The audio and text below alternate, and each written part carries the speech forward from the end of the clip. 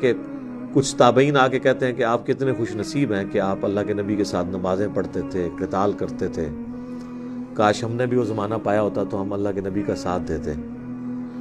تو حضرت حذیفہ ابن یمان نے کہا کہ یہ اتنا آسان کام نہیں ہے، تمہیں میں ایک واقعہ سناتا ہوں کہ سخت سردیوں کی رات تھی، غزوہ خندق کے موقع پر اللہ کے نبی علیہ السلام نے کہا کہ کون ہے جو اس وقت اٹھ کر کافروں کی جاسوسی کر کے ان کی خبر مجھے دے اور قیامت والے دن میرا ساتھ اسے نصیب ہو۔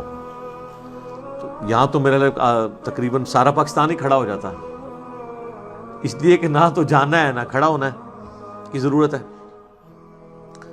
اے سی والے کمروں میں بیٹھ کے یہ واقعات سنانے ہیں۔ تو سیدنا حذیفہ کہتے ہیں کہ کوئی شخص بھی نہیں کھڑا ہوا۔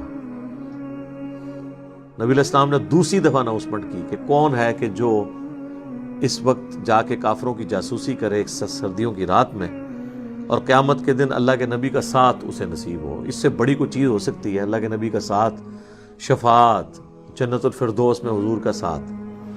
کوئی بھی نہیں کھڑا ہوا، تیسری دفعہ بھی کوئی نہیں کھڑا ہوا، چوتھی دفعہ حضور نے کہا حذیفہ، تو کہتے ہیں میں نے دل میں سوچا کہ اب تو اٹھنا پڑے گا، اب تو اسپیسیفکلی حکم، اب تو ایمان والا معاملہ ہے۔ پہلے تو کوئی بھاگنے کی گنجائش تھی کیونکہ جنرل حکم تھا۔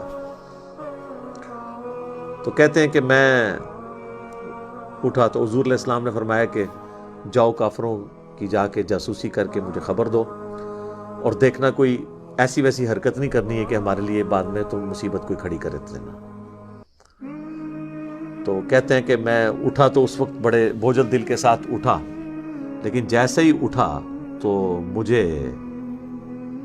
ایک نہ نظر آنے والا کمبل جس طرح کے اڑا دیا گیا ہو، گویا کہ میں ایک گرم حمام میں داخل ہو گیا۔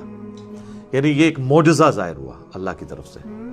اور کہتے ہیں میں اسی طریقے سے باہر نکل گیا، مجھے کوئی ٹھنڈ نہیں لگ رہی ہے، مجھے یوں لگ رہا ہے جس طرح میں گرم حمام کے اندر کسی کنٹرول انوائرمنٹ میں چل رہا ہوں۔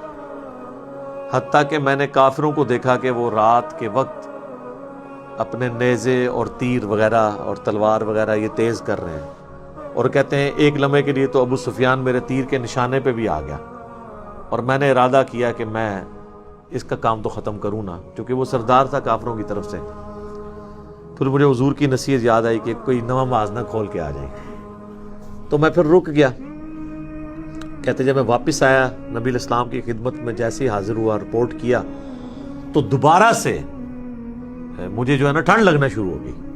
یعنی باہر گرمائش میں تھے، اندر آ کے ٹھنڈ، کوئی معجزہ تھا۔ کہتے ہیں کہ میں جب مجھے ٹھنڈ لگی تو نبی علیہ السلام نے اپنی مبارک چادر میرے اوپر ڈال دی، اور وہ کہتے ہیں بس وہ چادر ڈالنے کی دیر تھی مجھے نیند آ گئی اور میں سو گیا۔ پھر جب فجر کا وقت ہوا تو حضور نے مجھے جگایا کہ حذیفہ اٹھ جاؤ۔ یعنی وہ حضور علیہ السلام نے یہ بھی شفقت فرمائی کہ دنیا میں ایک انعام دیا، ان کو چادر بھی دے دی۔ بہرحال یہ صحیح مسلم کی حدیث غزوہ خندق کے کانٹیکسٹ میں اس بات کا واضح ثبوت ہے کہ یہ بات کرنا آسان ہے، دین کے لیے